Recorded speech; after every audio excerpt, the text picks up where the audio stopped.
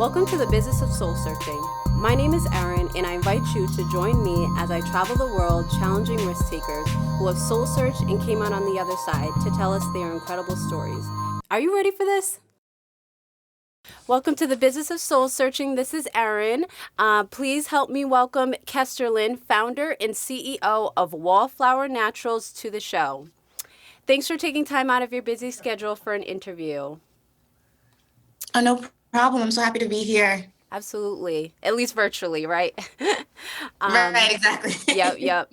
Now, Kesterlyn, not only are you a CEO of natural hair care brand, but you're also on the pre-med track at Loyola Marymount University in LA, California. Yep. It's a lot going on. That is. Well, congratulations on Black excellence Thank of you. all sorts for all of those accomplishments. So tell us what inspired you to start your natural hair care brand. Well, it actually goes back a really long time. Like, I feel like I've always had that kind of inspiration in me to own my own something. It's just the mentality that I have. Mm-hmm. Really wanted to be a boss of whatever. I don't do good under, somebody else. I really wanted that independence. But in terms of natural hair care, when I was 13 years old, I was doing the relaxer. I stopped the relaxer, but still wasn't really comfortable with my natural hair. So it was like a lot of straightening and things like that. And then I woke up one morning and literally I noticed that my pillow was just covered in broken hair. Like my hair was just done for. Oh, wow. And then so that kind of led me on this transition of okay, I want to grow my hair, but how do I do that? Does a Black person hair can even grow type of thing? And so I started doing a lot of research into it. And that's where I kind of discovered the natural hair. And I was still in middle school at this time, so it wasn't, too popular, but I was like, what am I going to do? I have no hair right now. Like, I want to grow it. Aww. And so it kind of propelled me on this journey to finding out, things about herbs and just natural remedies to fix my hair. And it grew almost into an obsession almost. I was really, really passionate about it. I was finding out so many things, not even just about my hair, but nail care, skin care, all around, and just how to be overall healthier with your body. Things I feel wasn't really stressed a lot in the Black community. It's more about how to look beautiful rather than how to be healthy with your body, Mm-hmm. And so, my hair it just started flourishing. I was growing, getting thicker, and people noticed. And so when other people noticed and were coming up to me to ask me what I'm doing, I kind of really realized that, this is something special and something that people are also looking for, Mm-hmm. And so I took that plus the mentality that I already had that I want to lead something. I want to be my own something. And that kind of came about the start of Wallflower, I guess. So, yeah. Oh my gosh. And I know, when we talked on the phone before our interview, we did connect on the fact of society a lot of times pushes younger women of color to straighten your hair. Like that's the socially presentable. If you want to get a job, Right. if you want to do well in life, if you want to get a man, if you want to blah blah blah, you need to be straightening your hair.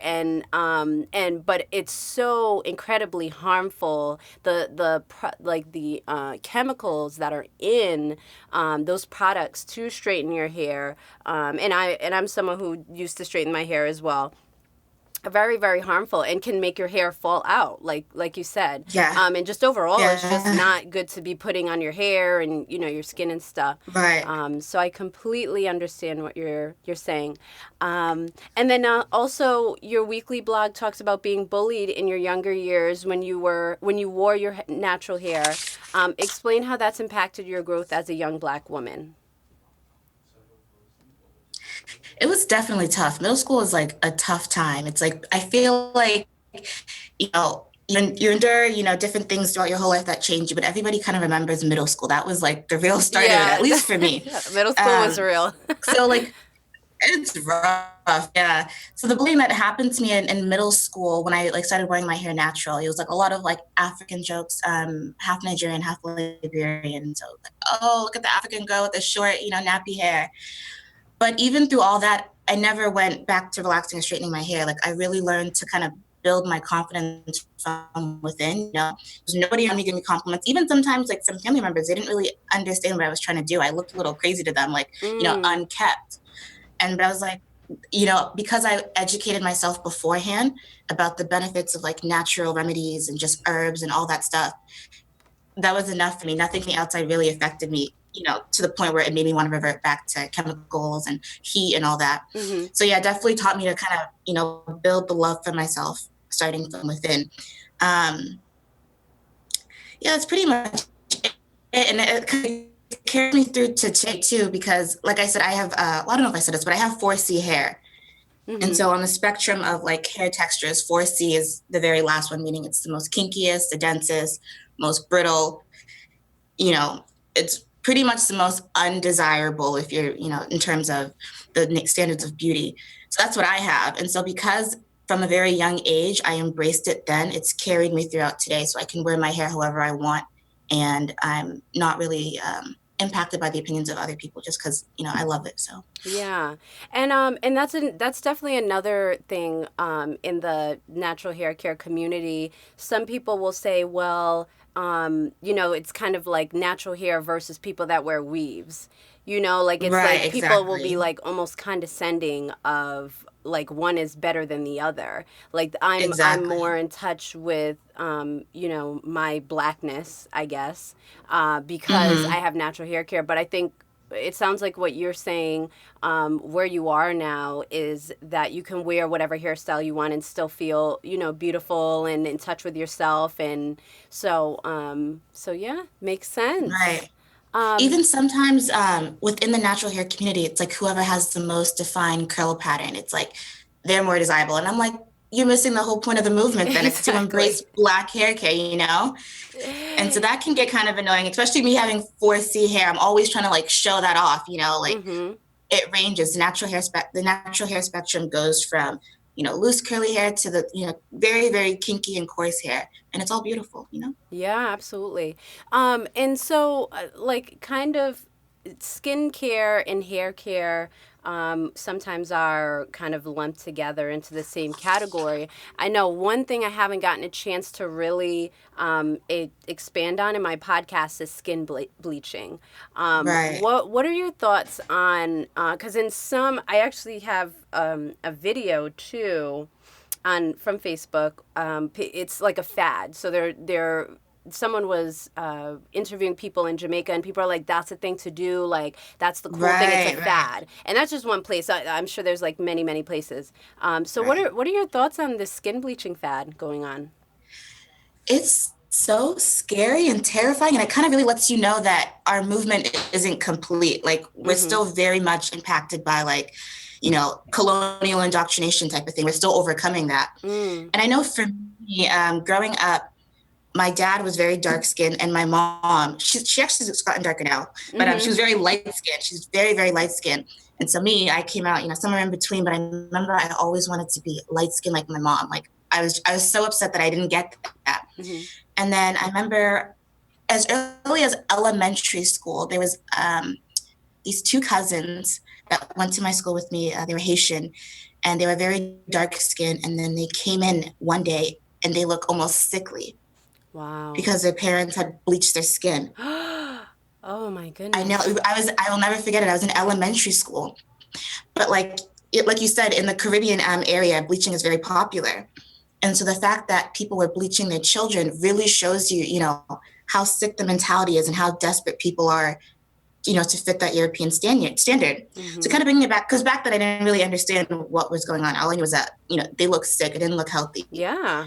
But kind of bringing it back into today, it's still it's very popular still today. Even it's not as much popular in America, but we still have a strong sense of colorism in America. Kind of like Absolutely. what I said before about like people really determine almost like your class, how privileged you are, how wealthy you are based on your skin tone and also the texture of your hair. Yeah.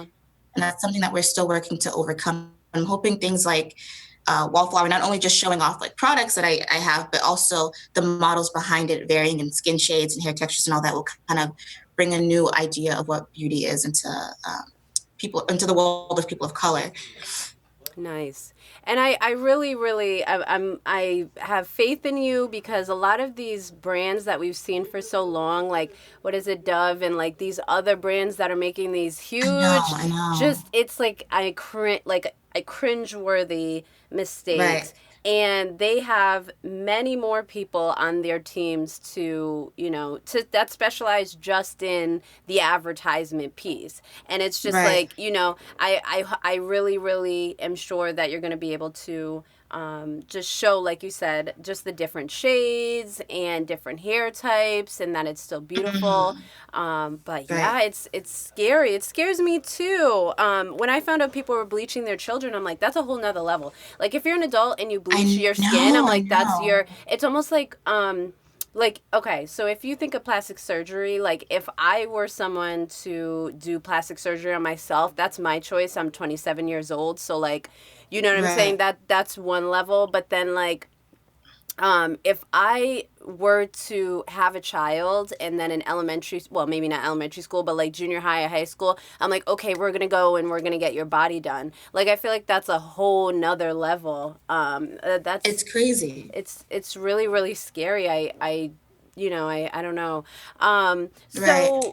But there is definitely colorism, and I think a lot of times, kind of as a dark skinned girl, so to speak, because of in the media we're seeing these women and they're really advertising people that are lighter than us and prettier than us, and they're getting, quote unquote, anyways, Hmm. they're getting the guys and they're having a better time. And so I feel you on that. And your mom is beautiful, so I understand why you wanted to look like her because she is Yeah. just very, I whatever hair know. she wears, like she's just so powerful. She has a very, I know. very humble but very powerful presence for sure. Hmm. And so for women that are also wanting to start their own brand business while in school, because you're doing pre med, how do you balance it all? And Right. what are some tips to share?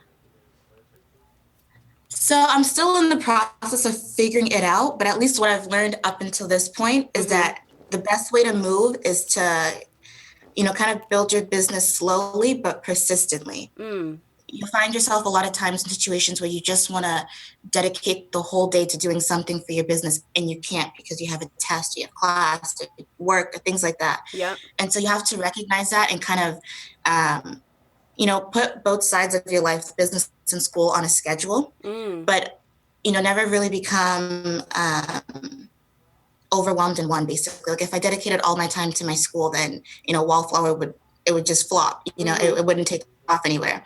And so I'm moving slowly with it, but I'm always giving a dedicated amount of time to it weekly. So I'm very persistent in my movement with it to make sure that it is growing gradually. Okay.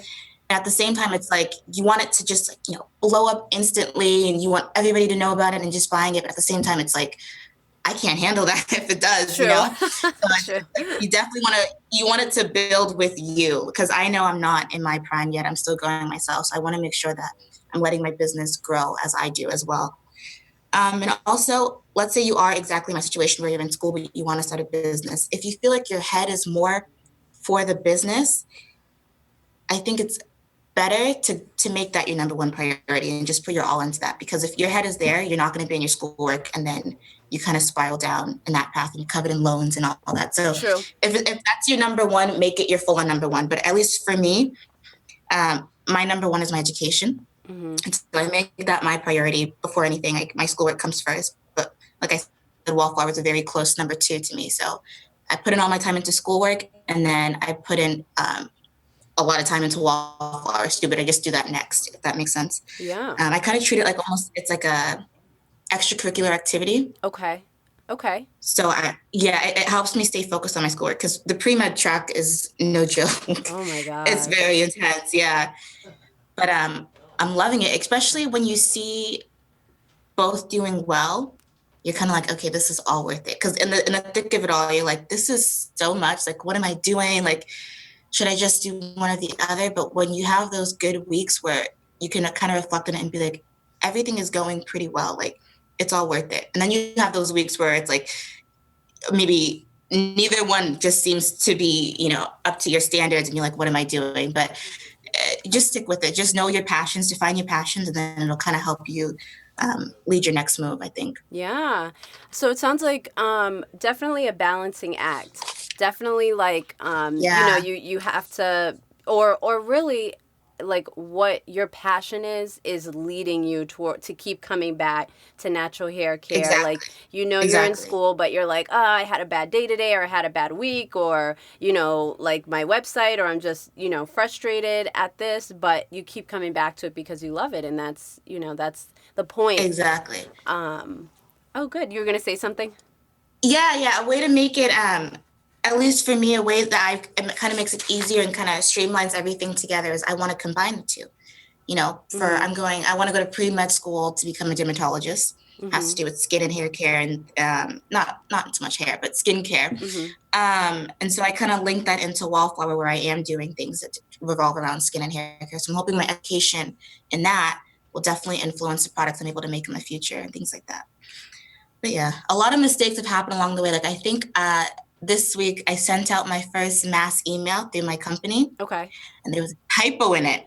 Oh. And oh my gosh, like it was so crushing. It was so crushing. It like ruined my whole day. And it was just like a little typo, but things like that, you just have to acknowledge that you're still growing with the company. And Agreed. so, yeah, keeping that mentality kind of, it keeps you going. Just, be very strong minded in what you're doing and And do you you'll be have fine. so like something that's good? I know my sister got her doctorate a few years ago, and what helped her is Nice. having yes, what helped her, in that process is her support system. So obviously I'm her sister, but Yeah. I wasn't at Brown getting her doctorate with her. So it's like there are certain things that I Mm. can't relate to with her. So like what does your support system look like? My support system first comes from my immediate family, my mom and my brother, and then Mm-hmm. it kind of ranges out. I have a few cousins that are interested in what I'm doing, and they're like really supportive and always ask me all these bunch of questions that let me know that people are interested in what I'm doing, and it kind of, gives me motivation to keep going. But my background is Nigerian primarily, Mm-hmm. and you know, for Nigerians, education is everything. Like it's not even an option. Like Yep.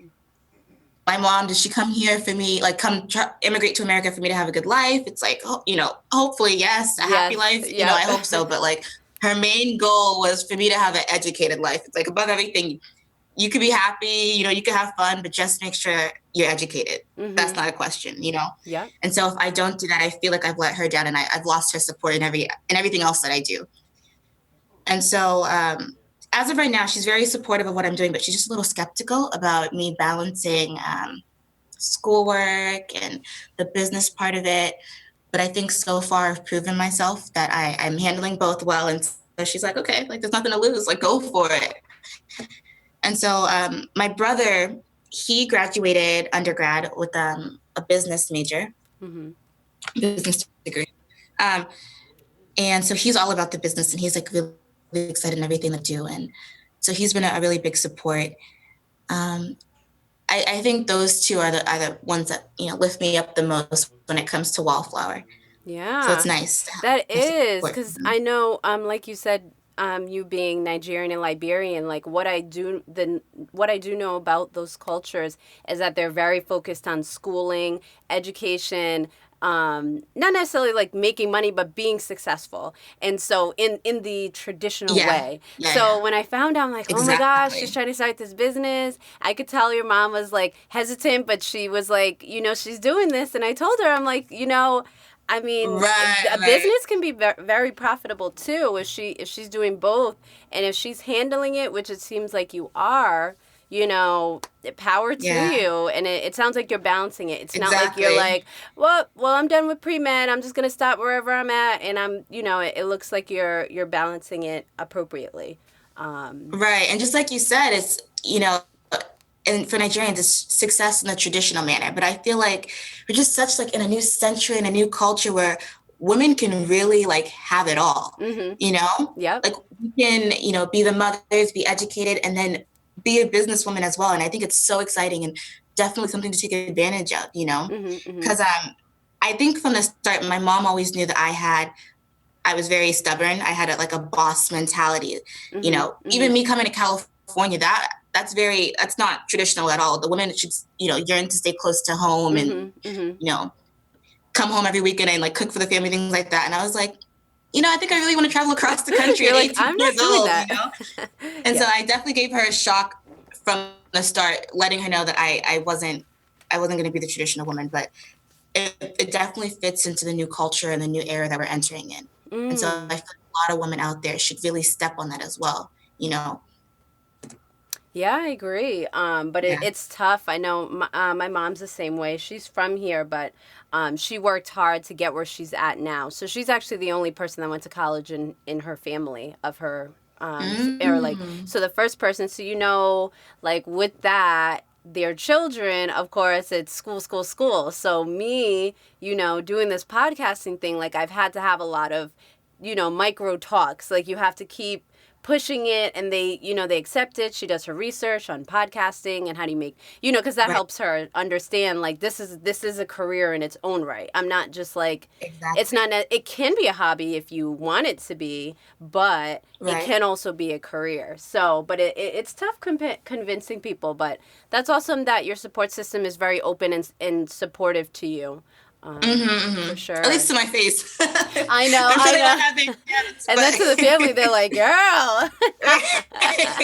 I know, but as long as they're trying, that's the important part. So, exactly. I appreciate it. That's awesome to find out about your support system and kind of just like your thoughts on just skincare, hair care. So we can expect a release of new products mid-November, I read. Yes, tell us how these products are different from your original products. Okay, so the ones that I have out right now, it's a whipped shea butter pomade and a whipped mango butter pomade, and basically it's kind of just like a really intense moisturizer. It's completely butter and oil based, and so it's good to put on damp hair, twist it up, and you wake up and your hair is like really soft and moisturized. It's actually the product that I've been using the longest since I went natural since I was 13 years old. That's like what I've been making, and I kind of refined it over the years, but that really led my natural journey. That was like my number one base product. And so I wanted to put that out first because it's what came first to me. So now, hopefully releasing in mid-November. I'm still trying to put a nice solid timeline on it, but I'm thinking it's going to be mid-November. I'm releasing shampoo bars and also conditioners and facial soaps. So with the shampoo bars, it's different than just traditional shampoo because it's almost like a soap bar. But the difference between regular body soap and a shampoo bar soap is that there's more oil in the shampoo bar soap, so it's not stripping your hair. Okay. And that's the thing with shampoos that I kind of try to stay away from. They're very detergent based, and they will strip out all your natural oils. But with the shampoo bar, that's like, the base of it is coconut oil and shea butter or mango butter, or depending on which one you buy. It's taking out excess oil, but not stripping, your bare oils. Basically, it's a lot softer, and because it's smaller, it's easier to get into your scalp, and it's more ergonomically just better for washing your hair. And so I know I'm really excited about it because it's not a popular thing. They have it in some body shops, like I know Lush. Okay. Do you know Lush? Yes, I am. Yeah, like Lush, they sell shampoo bars, but I think their audience is more like Caucasian straight hair. And so I'm trying to bring it out into like the ethnic side for Black girls. So one shampoo bar that I'll be releasing, it's a moisturizing shampoo bar, like a conditioning bar.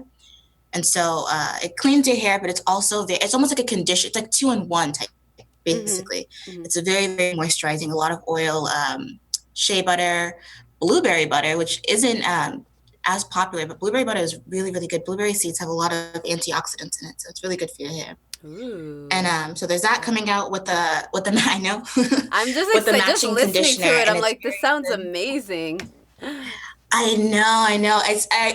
I wanted to make it art almost. When you see the product when I released it, it's like there's an art to it. It's not just regular bottles with a pretty label. It's like the product itself is just pretty to hold and smells great and all that.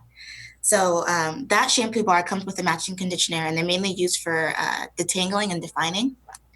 Like if you have coarser hair, it's like no matter how coarse your hair is, it'll bring a curl pattern out of you. It's just really, really moisturizing in that way. Then I have a second one, a ginger and rosemary shampoo bar.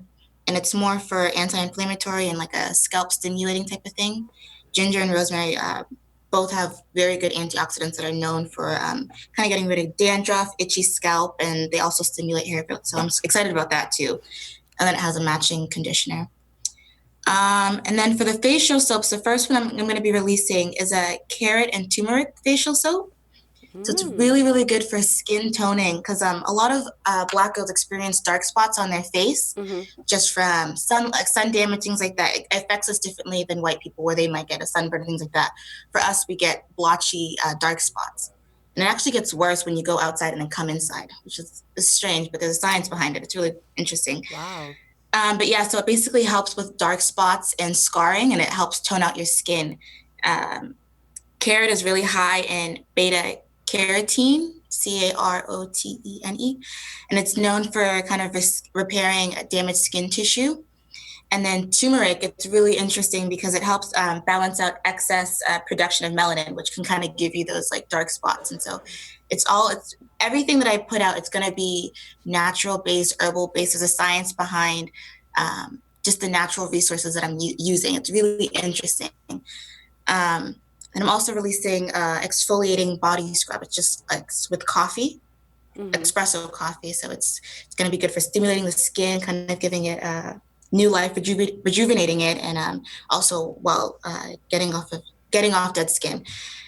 And so yeah, I'm super excited to just release everything. It's kind of like the way that I describe it to my friends, I'm like, I want to be a cross between like Lush and Shea Moisture, where I'm like catering to the Black community. But at the same time, everything is handmade, self-tested. Everything that I put out, like I said, I'm always my first customer. Everything I put out, I put it on myself first to make sure that it's something that I can stand by. Just because I want to link my brand very close to my name. So I want to make sure everything is something that I'm supportive of and all that stuff. None of my products are animal tested. I don't even have access to animals to test on. So like that wasn't an option. Yeah. But yeah, there's no synthetic chemicals. The fragrances, for example, like the ones I put fragrances in my hair products, but it's very gentle fragrances. There's no harsh chemicals in it.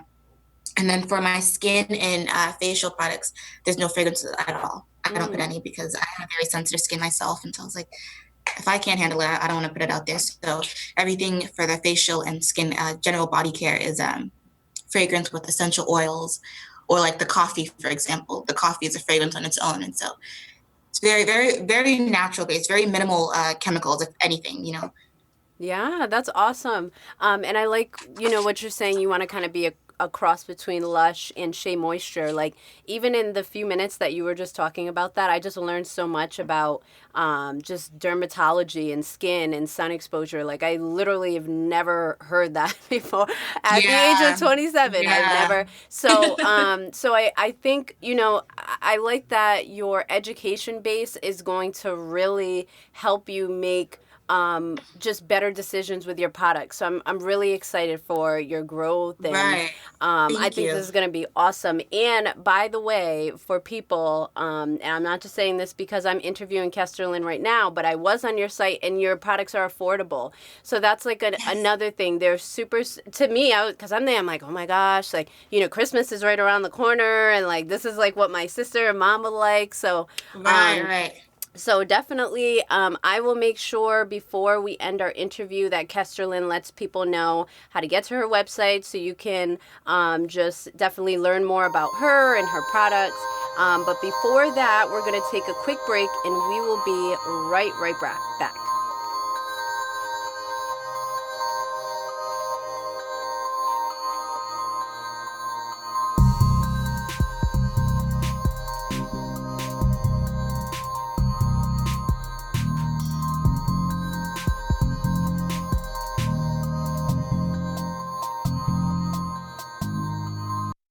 And we're back.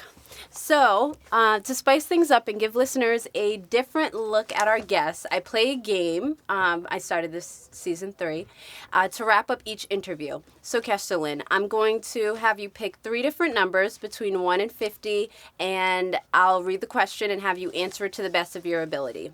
Are you ready? Okay, sounds good. Okay, so what's the first number? So, pick a number 1 to 50. 9. 9. Let's see. To what degree have you actually controlled the course your life has taken? Ooh. I know. I feel like, how do I, 'cause so basically the way that I am, it's like when I make a decision, it's like I have to do it, like no question about it. Mm-hmm. So to that degree, I like to think in the beginning I have a lot of control, like this is what I want to do, I'm going to do it. Mm-hmm. And then I do it, and then it ends up being not what I thought it was. So it's kind True. of like I had control for a moment, and then I just lost it all, and I'm kind of like thrown into the whirlwind of it all. Um, so like for example, coming to California, I was like, I want to live in LA, like that's just what I want to do. I got it, like whatever, I'm ready for it all.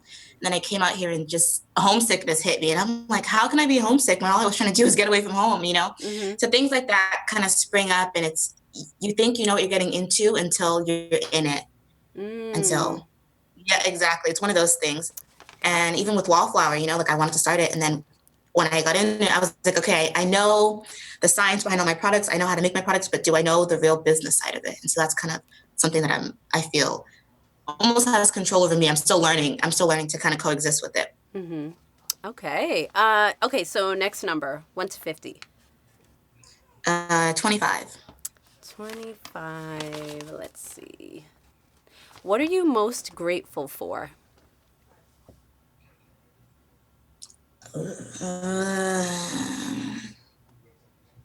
What am I most grateful for? I think I'm most grateful for my background, Okay. just the way I was raised. So that kind of involves a lot of people: my mom, my brother, my family, cousins, all that. But overall, just the way I was raised, I feel like a lot of the morals that I was taught, um, up until basically I left home, I didn't know they had such an impact on me until I was out of my house and on my own.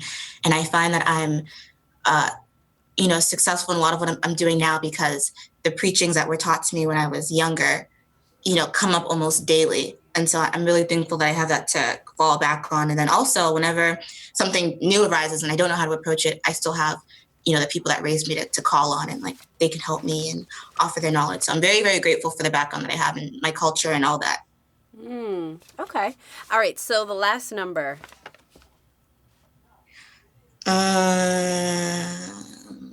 I'll do 19, my age. 19. Okay. Hold on. Okay. Why are you you? Why am I me? Um,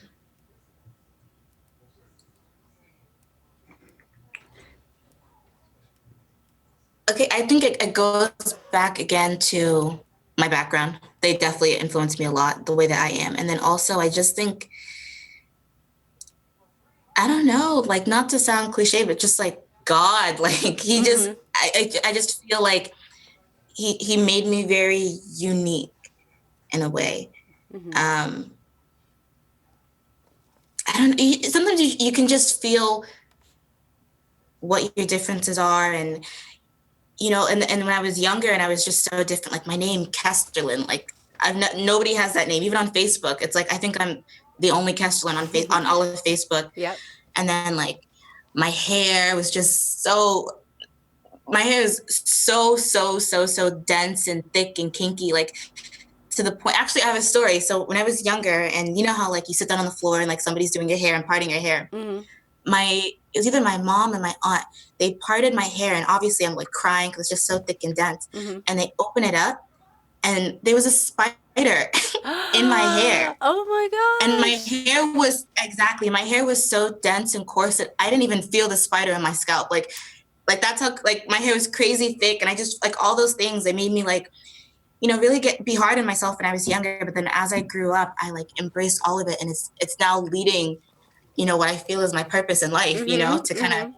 spread that, self-love to other people that maybe think they're too dark, or their hair is too kinky, or they're short, or just things like that. I feel like I got, when I was younger, I got the short and the stick in a lot of things. Mm-hmm. But then now that I'm getting older, I'm taking it to my advantage. So like I really thankful that God made me unique in that sense, where I didn't fit the standards of beauty, but I'm kind of making it my own now and hoping to spread, a new idea of what beauty can be. And then also my Nigerian culture. Like I didn't realize how much of a Nigerian girl I was until I was taken out of like, my family. Yeah. Like so many things about the culture have just stuck with me, whether it's, the serious things about like, education and spirituality, or just like other things like the music and the food, like all of it is so important to me. Definitely. And college can do that for people. I know I definitely, and really college inspired me to do the business of soul searching, because you do go through, like, you're like, what do I like? What don't I like? Who do I want to be more like? And also, you moving so far, it sounds like what you're saying is your values are sticking, because you're really around a lot of other people. You really can do whatever you want. You can flunk out of school if you want, or you can. It can be. It's a big weight. And to my listeners that are younger, that may be just going to school, or it's their first year in college, there are a lot of decisions that you have to make, and it's identity decisions. Like, do I want to be the girl that goes out and parties, or do I want to be the person that joins some type of club that's a women empowerment thing, or whatever I'm into. So it'll definitely teach you about yourself, for sure. Well, Wallflower has definitely kept me on track. It's like the weekends where I could go out. Like, for example, like this weekend is actually, they call it Hollow Weekend. Okay. Like the weekend of Halloween. Mm-hmm. Yep. And so everybody's going out, and I'm like, I can't. I gotta, make these products. I gotta, prepare for the interview, all that stuff. And so, but it's all willingly. So it definitely helps keep me on track. Great. The more you have to do, the more you can stay on track. It's when you have a lot of free time where it's like, maybe I could go to the party. Maybe I could do all these things that I probably wouldn't do if I had a real schedule on my on my hands. But exactly. Yeah. No, good stuff. Well, as we close our interview, thank you so much for joining us, and thank you for having me. Of course. So let our listeners know how they can get connected with you to buy products and or collaborate with you. Okay, so I have a website. It's wallflowernaturals.com. And on the website, I'm always uploading my new products. Like I said, I release them gradually, but definitely stay tuned. There's a blog that you can check out weekly where I upload just tips, advice, personal things. And then I also have an Instagram account. It's at Wallflower Naturals, where I just upload, Black excellence, basically. I give a lot of shout outs to Black photographers and just, Black art in general. And then I also release my some of my products on there as well. And then you can also subscribe on my website as well, so you can get emails from me. I don't email often, but when I do, it's always like important dates or things like that. So if you want to stay up to track with what I'm doing, definitely subscribe to my website. But yeah, thank you so much for having me. It was so much fun. Definitely. I love having talks like these, and hopefully I can check in with you next year and just see how the products went, and and what's next for you, and kind of how you're moving with it, and how school is. So yeah, thanks again, and I'll talk to you soon. Thank you so much. Great. Sounds good.